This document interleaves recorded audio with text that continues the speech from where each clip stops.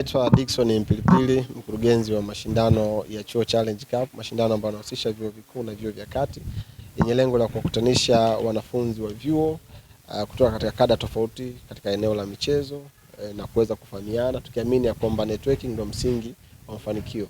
Na leo hii tupo katika operation Pandisha Bendera, ambapo kimsingi safari tumebadilisha jina, inaitwa Career Talk, vijana Career Talk, yenye lengo la kuwajenga vijana kimaadili, karia zao wakati na baada ya masomo.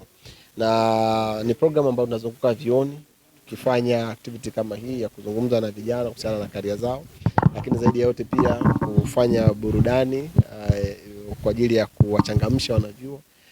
Baada ya hapo tunafanya zoezi la ugawaji jezi kwa ajili ya kuelekea katika mashindano ya Chuo Challenge Cup, ambapo kwa msimu huu wa 4 yataanza tarehe 9 ya mwezi huu wa Januari mwaka 2026 na kutamatika tarehe 28 Januari mwaka huu 2026. Na kauli mbiu yetu ya msimu huu tunasema yes, Chuo Challenge Cup ni time yako, anza.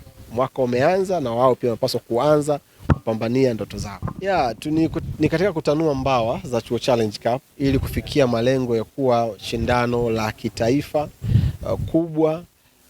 Kwa sababu tulianza na Mwanza, tukaanza na vyuo 8, tuka expand tukafika vyuo 16 msimu uliopita. Msimu huu pia tumefikisha vyuo 16 kama ilivyokuwa msimu wa mwaka jana, lakini msimu huu umekuwa tofauti, tumepata vyuo kutoka nje ya mkoa wa Mwanza kama ilivyo Geita Institute. Ni katika kuifanya Chuo Challenge Cup kutanua mbawa ili kuwa kubwa zaidi na kuikuza ili kupata fursa kutoka katika mikoa tofauti tofauti. Kwa hiyo tunashukuru kwamba msimu huu tumepata vyuo kutoka nje ya mkoa wa Mwanza, tumekuja hapa Geita, tumepokelewa vizuri na serikali, tumepokelewa vizuri na wenyeji wetu Geita Institute ambao ni washirika mashindano ya Yas Chuo Challenge Cup, tukiwa tuna imani ya kwamba msimu huu mbali na mechi za uwanjani, kwa asilimia kubwa Chuo Challenge imefanikiwa katika hii program ya kuzunguka vyuoni, kuzungumza na vijana, na tumefanya mkoa wa Mwanza, tumemaliza vyuo vya Mwanza, sasa tumemaliza chuo cha Geita.